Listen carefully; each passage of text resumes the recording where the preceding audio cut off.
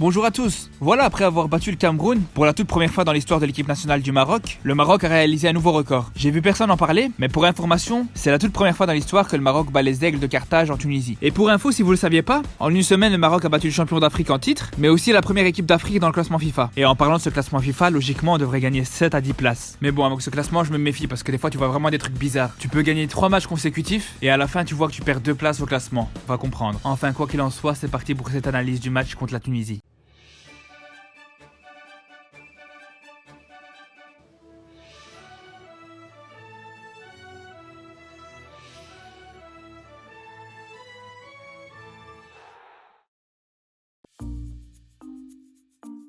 Renard a aligné une équipe B dans un dispositif en 4-2-3-1.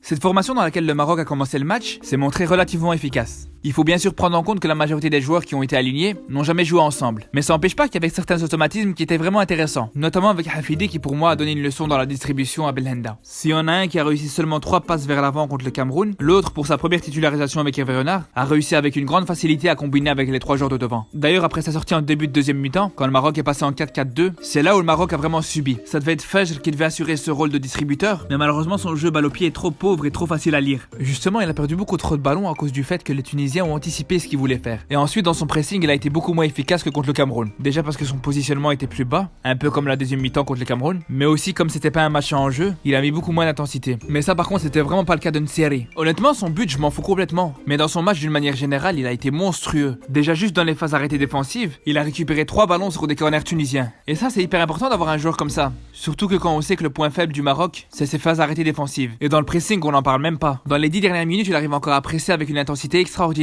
À tel point qu'à la 80e et à la 87e, il a obligé le gardien tunisien à dégager en catastrophe et à perdre le ballon. Mais un joueur que j'ai trouvé encore plus monstrueux, c'est Aïd Benasser. Franchement, il m'a vraiment surpris. Autant je connais très bien ses qualités techniques et je sais qu'il est vraiment à l'aise balle au pied, mais là dans la récupération, il a vraiment été exceptionnel. Personnellement, je l'avais jamais vu jouer en 6 tout un match. D'habitude, quand tu le vois jouer en 6, c'est seulement avec l'équipe nationale, quand on gagne avec 2 ou 3 buts d'écart et que Renard le fait rentrer pour laisser souffler Ahmadi. Mais sinon, avec Monaco, il joue jamais en 6. On le voit toujours un cran plus haut. Enfin, tout ça pour dire que je l'avais jamais vu jouer à ce poste et j'espère juste qu'au prochain match on le reverra dans ce rôle pour voir s'il va confirmer sa magnifique prestation face à la Tunisie. Je voulais aussi parler de la prestation de Bouffel. Franchement il a pas fait un mauvais match, loin de là. Surtout en première mi-temps quand il y avait encore le Hafidi. Mais je pense que ça c'est normal. Bouffel il a vraiment besoin de jouer avec des distributeurs dans ce style là. On l'a vu aussi contre le Cameroun avec Ziyech. Par contre là où il doit faire attention, c'est quand il commence à chipoter dans nos 30 mètres parce que c'est vraiment dangereux. Il l'a réussi 2 fois, mais à la 3e fois il a perdu le ballon. Et si on doit encaisser un but comme ça, c'est impardonnable. Mais sinon malgré ses quelques déchets, il confirme vraiment son évolution. Il a toujours cette volonté d'accélérer le jeu qu'il avait pas avant. Et ça c'est une très bonne chose. Par contre un joueur qui est en totale régression, bien sûr c'est Dirar. On a vraiment vu qu'il était en manque de rythme. J'espère vraiment que le fait qu'il ait été titulaire c'est juste un cadeau de Renard pour le mettre en vitrine. Franchement quand on voit son match ça serait scandaleux de compter encore sur lui. Avec ses pertes de balles et ses difficultés à se projeter vers l'avant, on sent vraiment qu'il est en manque de rythme. Et l'entrée de Hakimi à sa place, ça a mis encore plus de contraste. Et il y a aussi un autre joueur que j'espère que je verrai plus titulaire, et c'est pas de l'acharnement, mais c'est Dacosta. Franchement c'est pas à cause de sa performance, mais c'est plus à cause de celle de Seyss. Franchement on va même pas parler de son apport défensif, parce qu'on sait que lui et Dacosta sont sur un même pied d'égalité. Mais comme vous le savez, Dacosta son problème c'est son jeu avec ballon. Et là Seyss lui a vraiment donné une leçon de football. Franchement entre sa passe à la 8e minute sur une aile de pigeon, ou encore sa magnifique transversale dans les pieds d'Amarabet à la 20e minute, franchement j'ai envie de dire à Dacosta, mais franchement mets-toi au full contact. T'as trouvé ta nouvelle vocation, je te paye moi-même les cours. Enfin voilà pour cette analyse, merci d'avoir regardé jusqu'au bout. On se retrouve bientôt pour une nouvelle vidéo, donc n'oubliez pas de vous abonner pour être tenu au courant.